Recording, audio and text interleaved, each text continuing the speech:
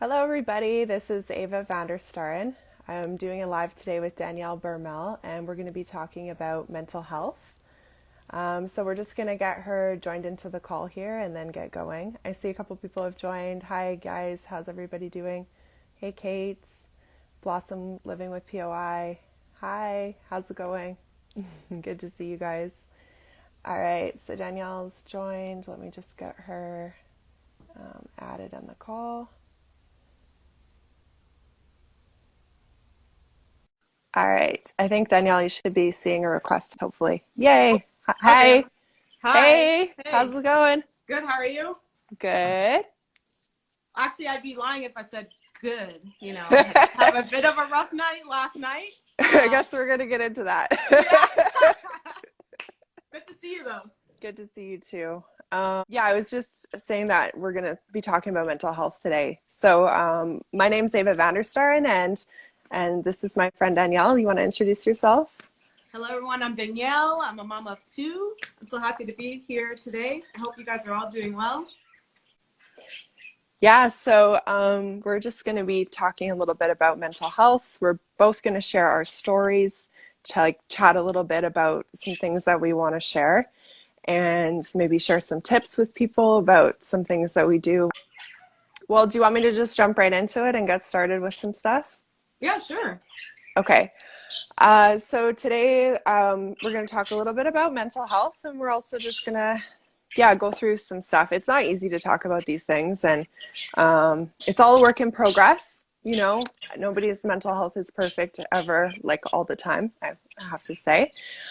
So yeah, for me, I think what my patterns are is I have like this thing where I overwork myself a lot.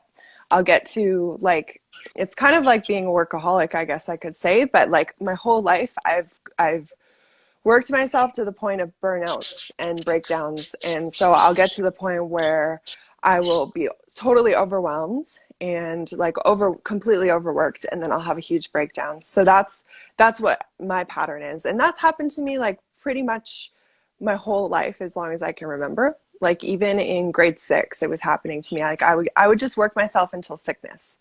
So in grade 6, my teacher gave me a week off of homework because I was burning out in like elementary school.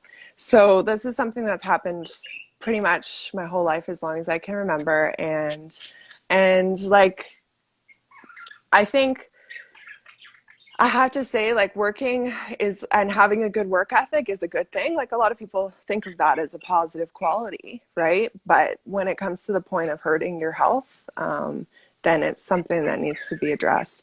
And then in 2009-ish, I was diagnosed with premature ovarian insufficiency, which some people can say is sometimes related to stress. Like if you don't know another reason of why you have that it's possible that it can be related to stress. In 2017, ended up having like a really big breakdown and a really big burnout. And I started to go see a bunch of different naturopaths, and started doing a lot of work on myself, started going to counseling and just trying to come to terms with everything. Like what I had, for people who don't know, I'll say premature ovarian insufficiency is a condition where it's like early menopause. So I was told like when I was about 15, 16 years old that I wouldn't be able to have kids. So it was like it's a lot to process, and it's a grieving process in itself. And then just like coming to terms with that.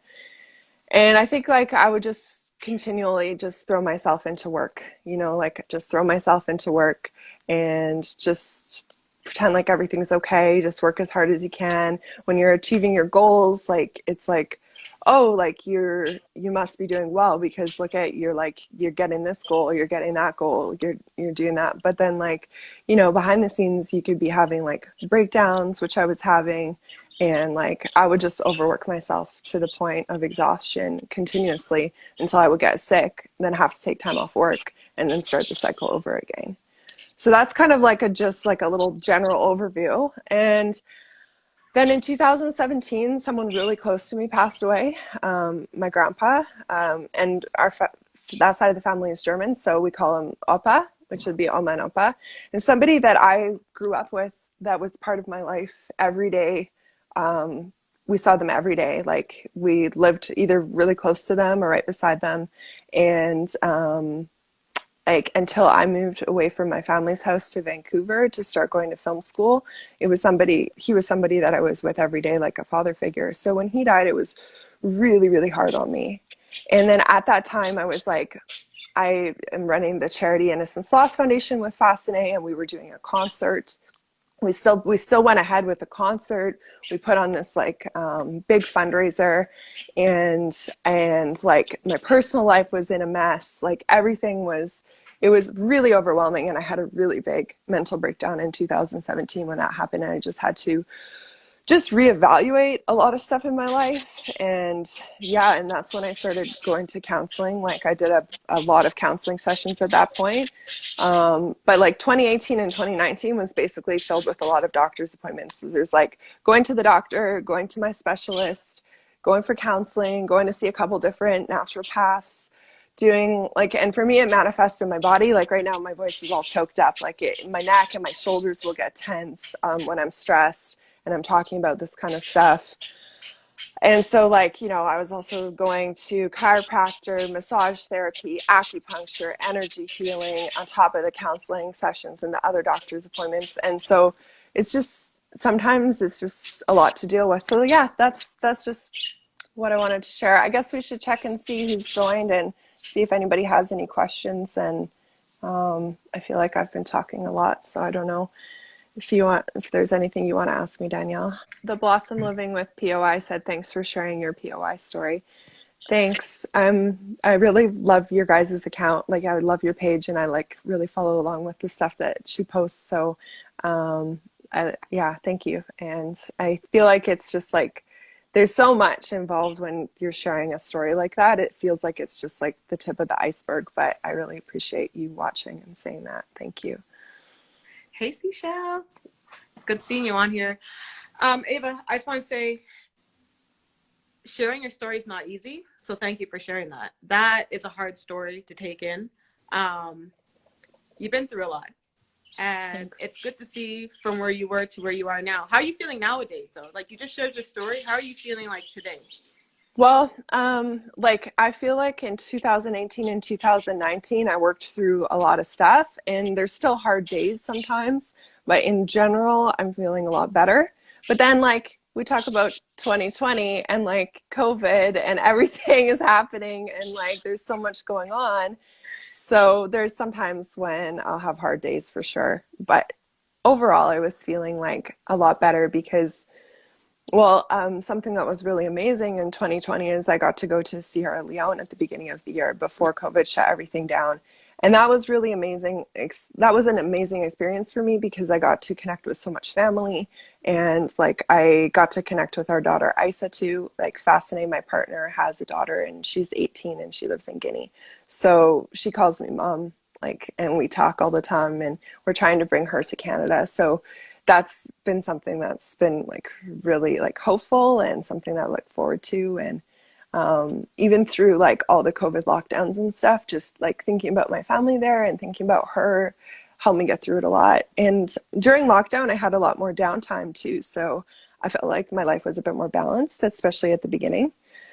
Because like, the overworking thing is because I work a lot and run the foundation and have like my personal life. It's just, so when I wasn't working, I felt like I had some more balance in the spring, which really helped. But then, going back to work, adding everything back on your plate, like it starts to get overwhelming again pretty quickly if you're not careful. So that's why I'm trying to like break the cycles and break the patterns from repeating. So I started going back to counseling again during like this year again, and just continuing to work on the stuff because it's easy to fall back into old patterns of overworking yourself and not taking enough time for yourself and not having balance. I think to me, you're a huge role model, especially everything I've seen you go through. Thanks, and I think Danielle. that's amazing. I think you're a very strong individual. There is times that you could have Same quit, to just you. threw everything out, and you didn't. You kept going. And that's really the key to life. Having kind of like learning how to ride the waves, and you're riding the waves very well.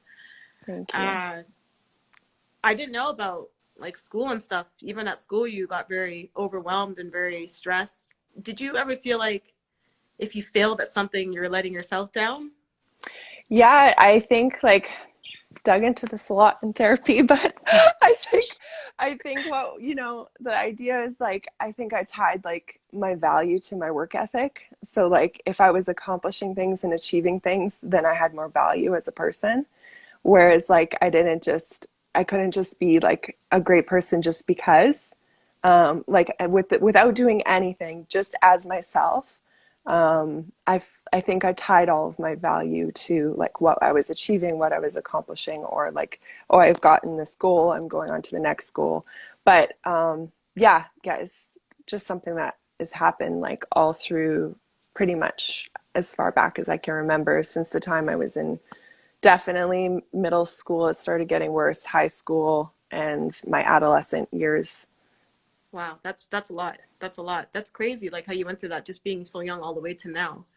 But then I Yeah. guess one day you decided that maybe you were aware of all this and that's why you took that step to get counseling for yourself Yeah. to get everything figured out, which is amazing.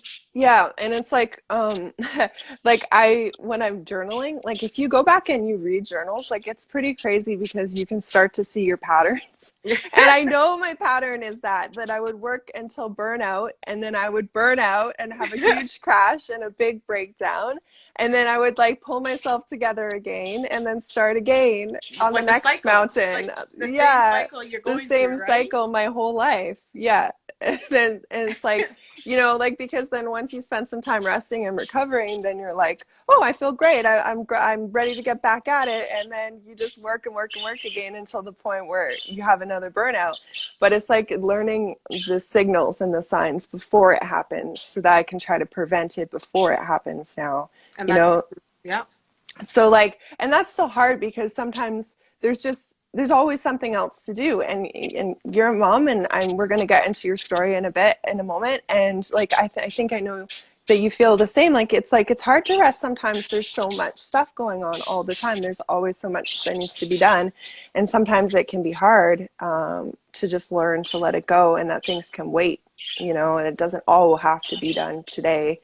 And I think that's another thing with setting big goals for yourself is like when you're not achieving them as quickly as you want to be, you have all this pressure that you put on yourself, or at least I do. I put a lot of pressure on myself, I find. And especially when you're someone who's like, runs their own business or is self-employed, if you don't set hours for yourself of like, now I'm going to have a rest, like there's always just that one more thing to do, one more thing that you want to get done. That's how it happens for me anyways. And so yeah, it's just figuring out a way to balance it out and to prevent it from happening, like noticing the signs of like I'm starting to feel like I'm getting overworked, I'm getting overwhelmed, I'm having a lot of anxiety, and like just being like I need to stop and have a break now before the big breakdown happens. Yeah, that makes sense. That makes sense. And I want to ask you one thing. You are a beautiful model and actress, and I hope you know that about yourself. And you are Every too.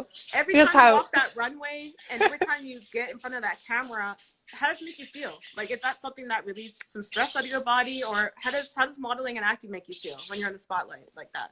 Well, I think like for runway modeling, when it's like when I used to do that more, it was like an adrenaline rush, and like you do get that performance feeling. Like before you start, there's some anxiety, but once you do it, and when you're done, you just feel so like accomplished, and you feel so happy that you did it. So that's kind of like an adrenaline rush. Like I was like an adrenaline junkie, like performing and going on stage does give you that rush, and then you feel so good to express yourself in whichever medium you're doing it, whether it's acting or modeling or walking down a runway or whatever. But even like public speaking and stuff, like you just feel very good afterwards when you're done, right? Like it makes you feel like, I don't know, yeah, that you accomplished something. Oh, that's awesome. Yeah. And like, I give you props for running a foundation and modeling and acting and all your other side stuff. Thanks, I Danielle. just, I don't like, you have to be very organized to run an organization.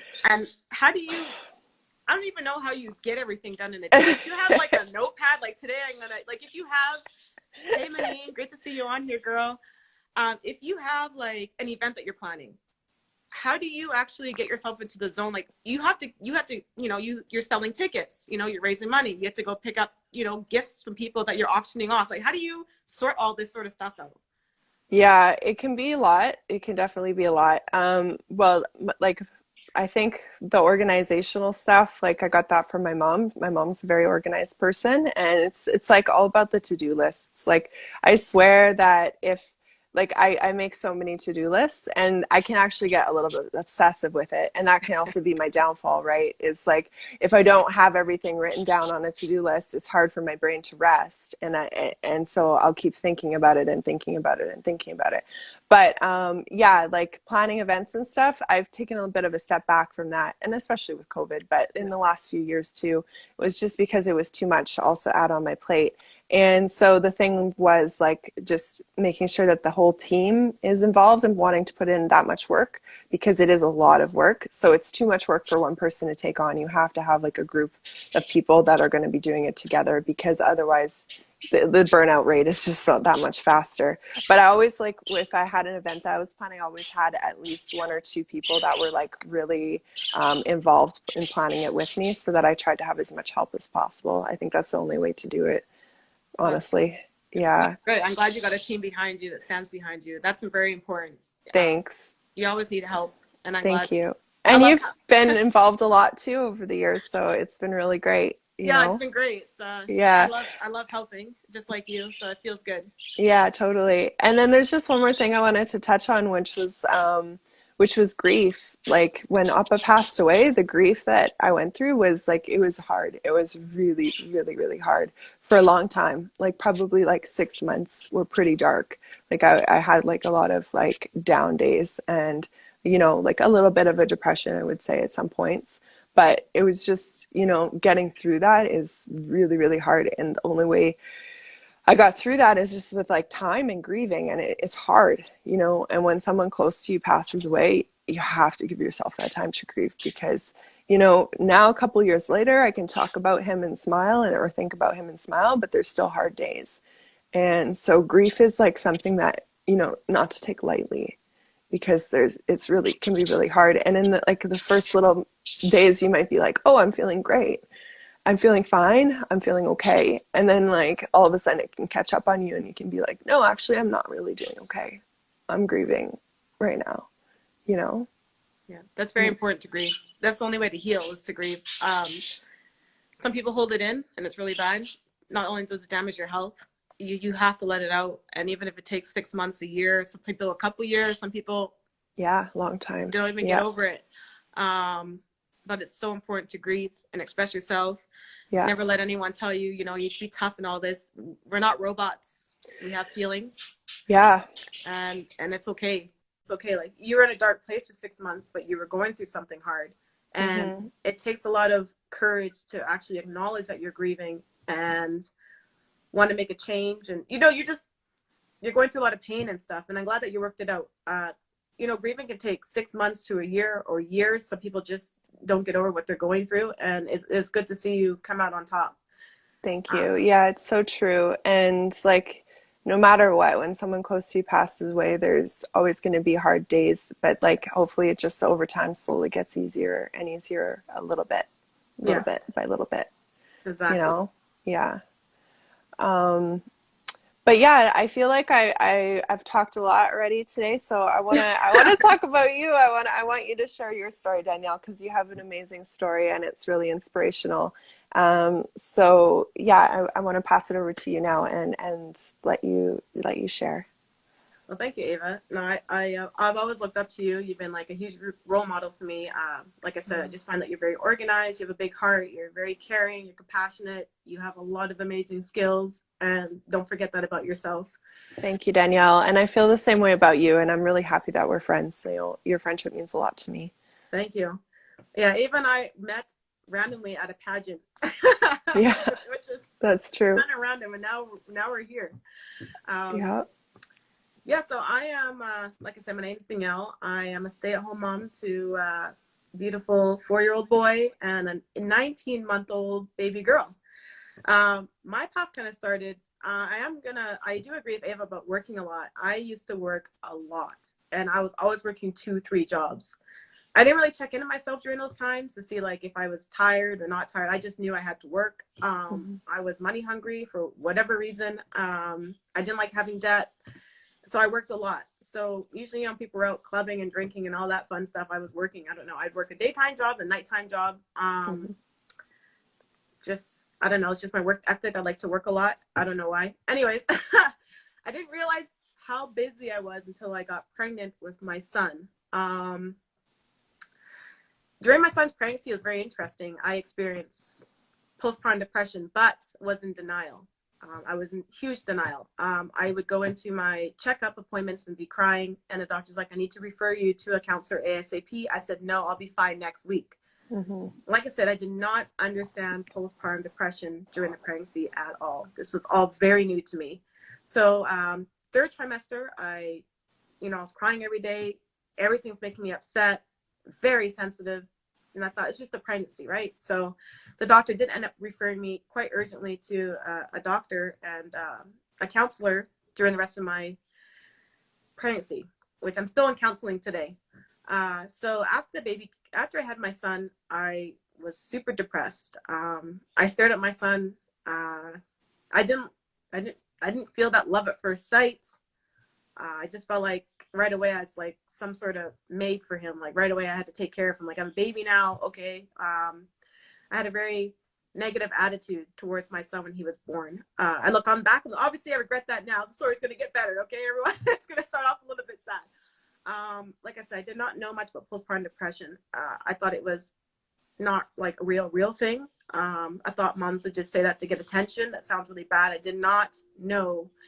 And then when my son was born, I was suicidal. I did have 72 hours in labor, which is very hard, to the point where the doctor said, we have to do an emergency C-section, not because there's something wrong with the baby, because you are very tired now. And if we keep pushing it and hoping you're going to dilate and you're not, you're going to be even more tired. So, 3 days in labor, no sleep, baby comes out, boom. Right away, I was very depressed. And I didn't know why. It was hard for me because before that, I used to be like a motivational speaker. I used to speak in front of audiences. I always had uplifting quotes on my Facebook wall. I was always Miss Lower Mainland. Yeah, Miss Lower Mainland. Volunteering a lot. I'm actually grateful for the Miss BC pageant, I have to say, because it's the one pageant where I feel like if any woman out there wants to try a pageant for the first time, I feel like this is your pageant. It's not based on your body, how you look. It's based on your inside and how you present yourself as a person. And I love when I won my title, it was like a whole year of volunteer work and giving back. And that really opened up my eyes to a lot of things. But so I was in counseling. And then went to the doctor's office. I had weekly appointments at the doctor's office with my postpartum depression. It was very hard. I got to a point where I was suicidal. And this whole time, my husband stood by my side, which I thought was amazing. I hear a lot of rumors of people saying that, their wives turn into a bitch and they're not the same. And, they're not, all this stuff. But my husband said that he had taken the time to look up postpartum depression and what it did to the body, and he was trying to help me. And I thought that was really amazing. He didn't share that story till about a year later when I asked why he stood by my side through all of this. But it was tough. I did want a second child too, and I wanted to have them really close together. And I had to give up that dream because I was suffering so much with the first. And my son wasn't the issue. I had the issues. It just ended up affecting my son in some different ways with anxiety and things he has today that we're working through.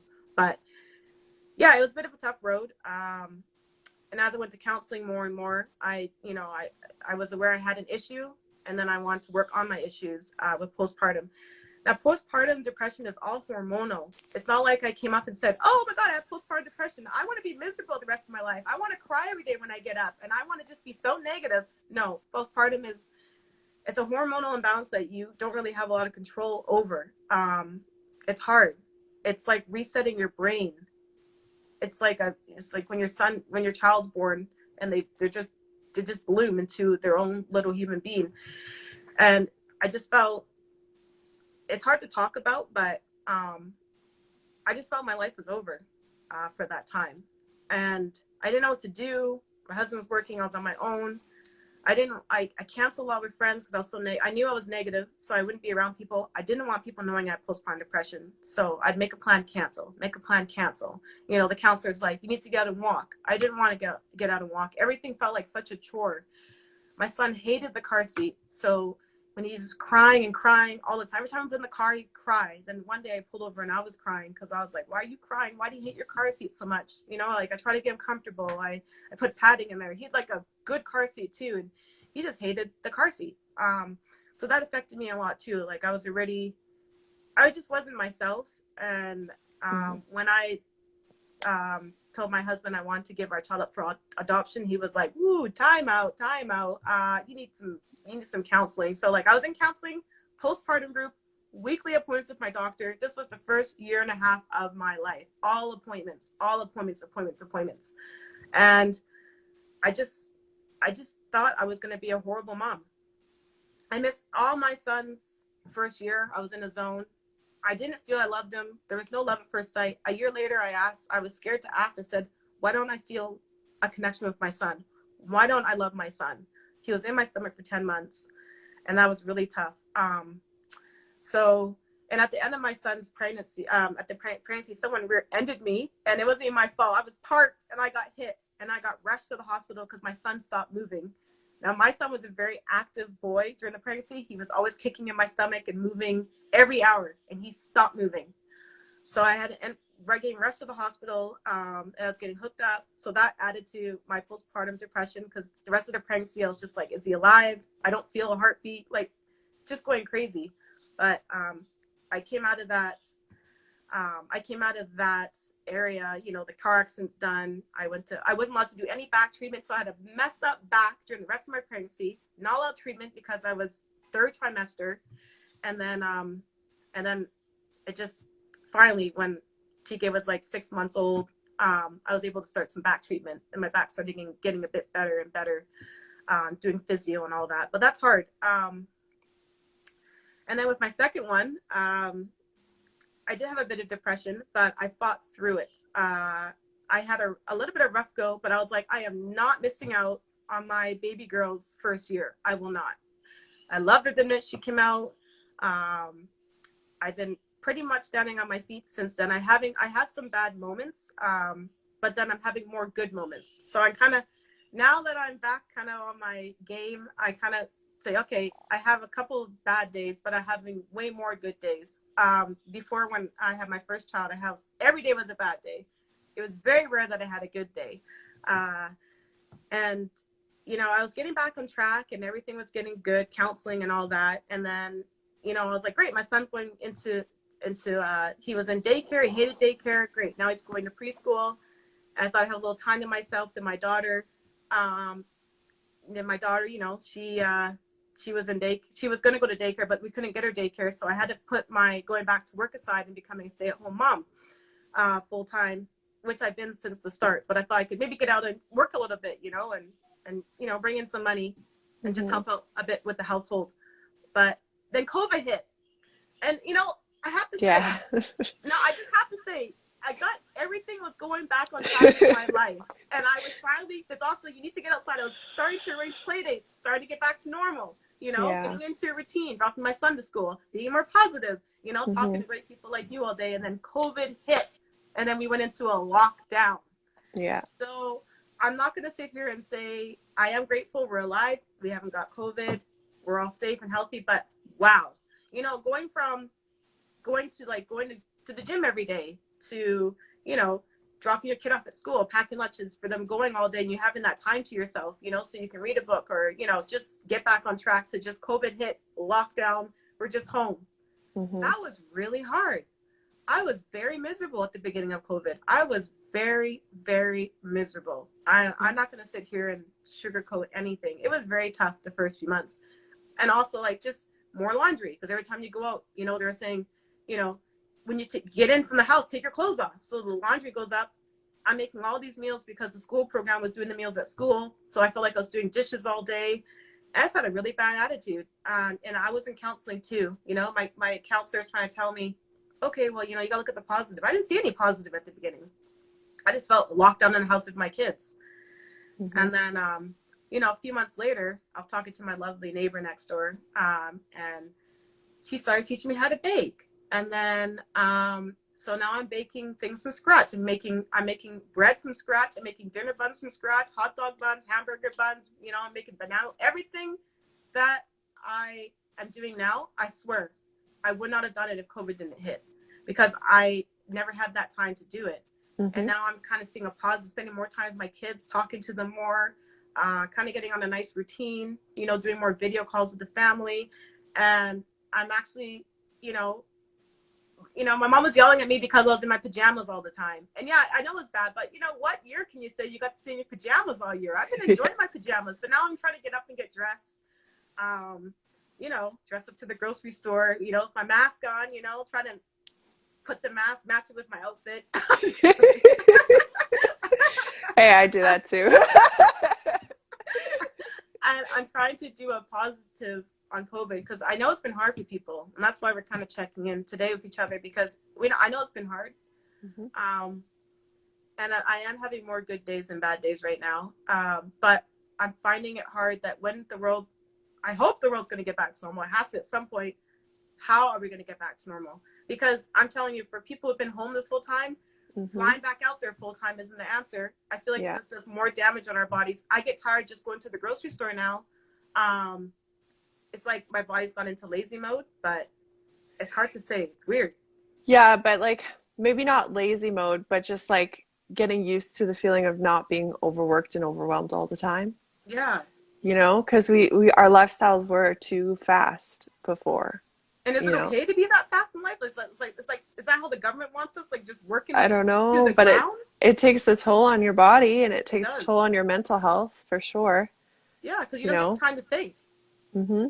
Because you go Yeah. to work, come home, you got to make dinner, you're packing lunch for kids the next day, or you're going to the Yeah. grocery store. If you know, if you're not married or not with anybody, then you know you're going to work, coming home, cooking. It's like the same routine for everybody, and it's Yeah. just so busy. All you do is come home and prep for the next day. Yeah. Yeah. It can be really, really overwhelming. And yeah, I think one of the good blessings of COVID is that people are starting to reevaluate like their lives, their priorities in life, like, and maybe adjusting some things. You know, I know I have like been thinking about that a lot, and also just with health and with mental health, like I can't work if I'm sick. So Mm-hmm. it's like I need to prioritize that. No matter how much I want to work and make money, if I'm not healthy, I can't do that. You know, but it's just yeah, it's like everything. Everybody's going through the same. The cost of living is so high and like it's tough. It's really tough. Everybody's going through a lot, right? Yeah, no, I agree with you. It is a tough time. It is, and that's why it's so important to take time out for yourself every day. Mm-hmm. As a mom, I can see my kids when they're playing in the living room, and sometimes when I need a time out, I'll actually just go stand outside the door and I'll just Mm-hmm. take like 10 deep breaths. I know the kids are safe, nothing around them, and I Mm-hmm. can even go walk and through the window and look at them on the side. But you know, these breaks are important, especially right now. The breaks Yeah. are very important, and if you have to take 5-10 minutes to yourself, then you have to do that. I tell my husband every day, you know, I need breaks. You know, it's very important. And even Mm-hmm. if it's just 20 minutes, I swear, if a mom gets an hour to herself, we are refreshed and we are Yeah. smiling. It's just when we're running ourselves I around know. all the time. And then my daughter, who's been, like last night, she was up from 1 to Yeah. 4 a.m. having a party, you know, give her some. It's just, I keep going, you know. Yeah. As a mom, it's just, as a parent, there's no stopping. It's just go. Whether you're feeling good or not good, you know, you're still a parent, and I think that's the hardest part. It's very rewarding and it's very tiring at the same time, Yeah. but it's also a beautiful thing, and it's just having that balance. I used to compare myself to other moms who are like, or other parents that are just like, you know, my kids in swimming, and then from swimming they go to soccer, and from soccer they go to baseball. I'm like, holy, like, and my counselor kept saying, stop comparing yourself to these other moms. Stop Mm-hmm. comparing them. And some of these moms when I spoke to them were kind of worn out, you know, like Mm-hmm. you're just Mm-hmm. taking your kid to activity to activity to activity. So Mm-hmm. I decided that my son won't be doing any activities until he reached like age 3. Age 3, I finally started to sign up for swimming. I'm like, okay, Mm-hmm. one activity, Mm-hmm. once or twice a week, that's it. Mm-hmm. And the rest of the time is with me because I want to build a relationship with my son and my kids, and I don't feel like they need to be an A, B, C, D, E, F, G. So he had to do what works for you. Mm-hmm. That worked for me. I thought he can do all the sports and all the activities he wants as he gets older. And I thought Mm-hmm. this time to me is crucial because the minute he hits kindergarten, he's in school 5 days a week. Yeah. You know, I don't see him. Yeah. So that was hard for me because I was comparing myself. Well, how come this mom is doing this? And am I lazy or am I not a good parent? And just you have to do what's right for you and your family. And I had to stop focusing on other people. And like, you know, some of my friends do play dates every day. I can't do play dates every day. I think it's too much to pack up a bag, snacks, diapers, everything. And I was doing like one play date a week. And I was happy with that. Mm-hmm. And when I started focusing more on myself and my kids' needs, I thought I started becoming a bit more happier with myself, I found, and just taking things, you know, just slow. Yeah, totally. Yeah, and comparison is a funny thing, right? Because we're comparing to what we see other people posting or what we see people sharing online. But a lot of times people don't share the bad stuff. They only share the good stuff, right? So it gets hard because you can get into that comparison trap. But, you know, it's not necessarily what's happening for them. But everybody wants to post the good moments, right? Yeah. So, yeah. Is there anything else you wanted to share about your story? Did we have any other questions maybe? Let's take a look if there was anybody who commented anything. No, I'm just saying really focus on yourself. You know, I hate saying that line. We're not robots. We are not. We are humans. Always make sure I just think taking time out for yourself, even if it's going for a walk, coffee shop, standing outside in your yard for a few minutes, or just going on a nice drive, take time for yourself, especially during COVID. I know there's not a lot going on, but just really. It's super important. Yeah. I have a vent buddy that I vent to. It's not like a negative call, but it's something to get off your chest.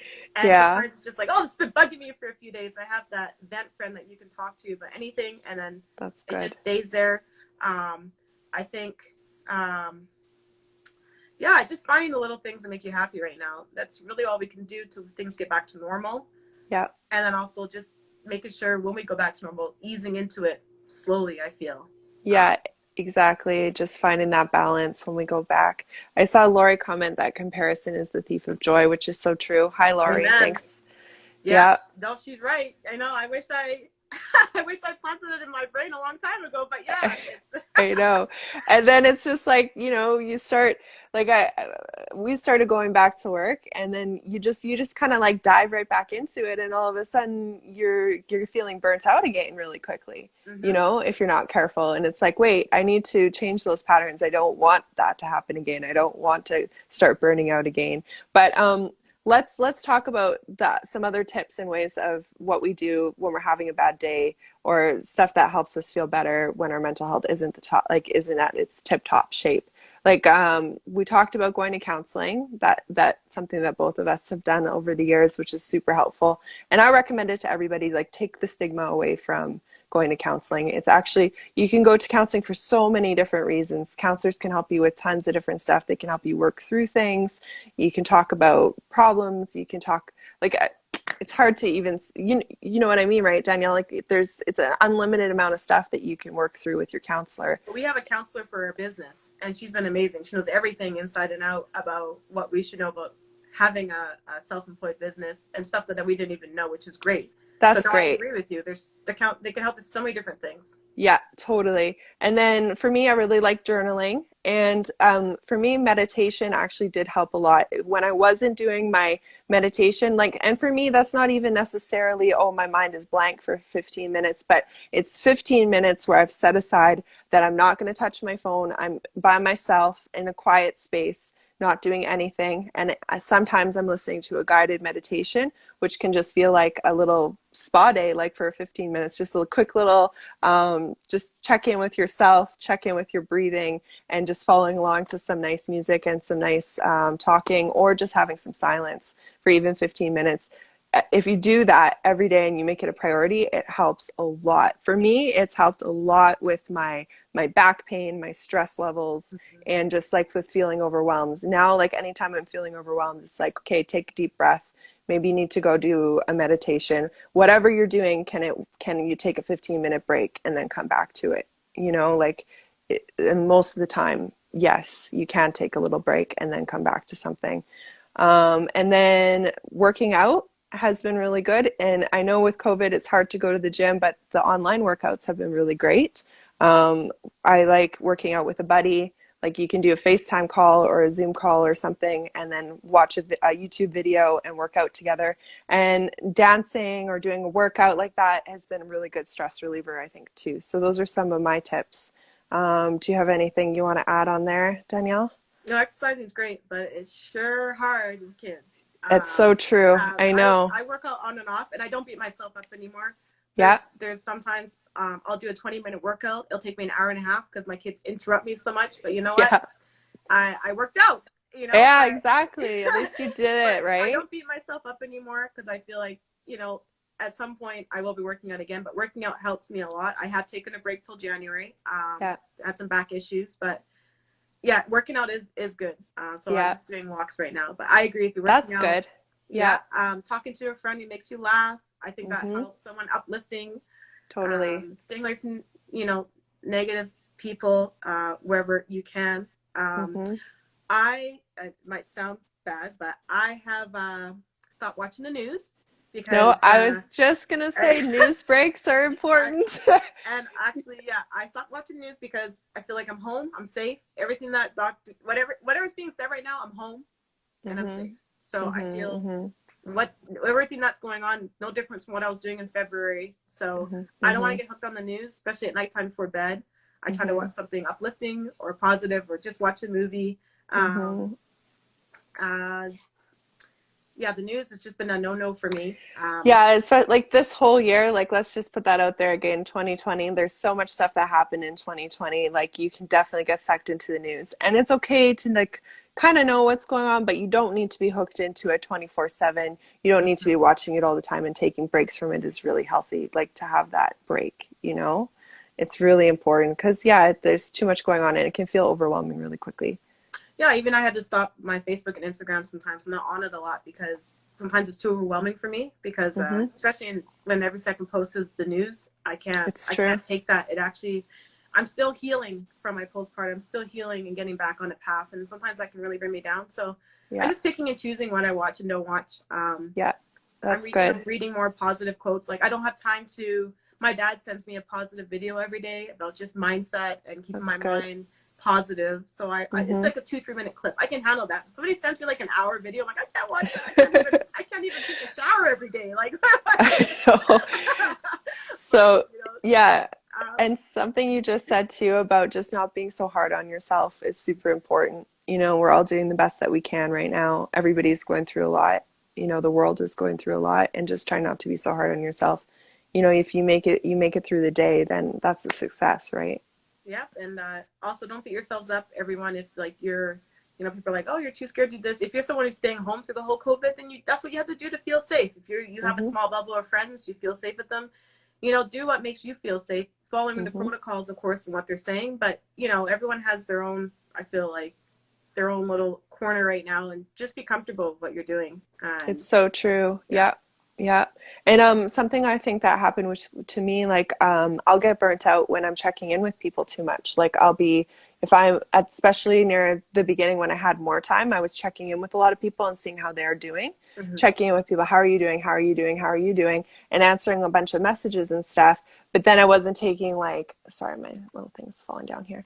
But then I wasn't, taking the time to check in with myself and making sure that I had enough downtime for me and stuff too, right? So it can get overwhelming, and then trying to keep that up while going back to work, that was just too much, you gotta sometimes prioritize yourself first, right? And then if you have time, you can check in with other people. And I got to a point, at one point, I was like, this entire past 8 months, I've been checking in with people, and who's checking in with me? And I was just like, I'm stopping. I just need to take a little me break and then check in with myself and do that. And then something you were telling me again the other day, which is also something super important, is just being like gratitude. Having gratitude, even if you write down a small little gratitude list of a few things that you're grateful for, it can make a really big difference in your mindset, right? Yeah, I love that. Yep. No, it's good. All about mindset. Like there's mornings I get up and I feel like, I'm going to be in a bad mood. I'm like, no, I'm not. My morning's starting off a little rough, but I'm I'm going to start smiling and seeing the positive through. Yeah, Yeah. it's tough. But it's baby steps. Just taking that first step. It's the mindset, and then everything else usually works itself out. But you have to start somewhere. Yeah. Being positive, it's a habit, right? I had to practice being positive when I came out of postpartum. Every day I had to remind myself, okay, it starts today. I got to be positive. It's like doing homework every day. And because it starts with me, and my mindset in the morning. And I have to make that mindset for me. Nobody can do that for me except for myself. Yeah. And every day I was just baby steps, trying to be a bit more positive. And every day I was becoming positive a bit longer every day. And then, just gratitude. Yeah. Just because, yeah, it's true. Whenever you're feeling really down or something, if you can think of even just one thing that you're grateful for, it can turn your whole mindset around. Yeah. No, Yeah. Yeah, totally. And then also when you're getting in a bad mood, just make sure you focus more on the positives over the negatives. Because to me, there should always be more positive and negatives going on in your life. And just really focus on that. And it's true. We seem to hold on to the tiniest things, and it's not worth it on our health and stuff. It's just not worth it. So letting go. Yeah, it's so true. And nature, if you're able to get out in nature, it's really, really healing, It's right? so nice. Fresh air. Totally. When you take off the mask, when you get home, you're just like, yeah. The air was so beautiful in Canada. Yeah. Well, Danielle, thank you so much for sharing your story. I know it was not easy, and I really appreciate you sharing that today. And I think we're going to wrap it up here. Is there anything else you want to mention, or how are you feeling? Check the comments. Sure we didn't miss anything in the comments. Forest bathing with the kiddos. Oh, yeah. That's great. Oh, my daughter, anytime she's a puddle, she's gone. She loves outside. She's a nature girl. I love it. Yeah, that's great. Well, I also want to say thank you to everybody who tuned in and everybody that watched today, everybody that commented, supported, and watched. And we just really appreciate it for the time that we spent here together today. Yeah, thank you so much. We could probably keep talking for hours and hours. I know.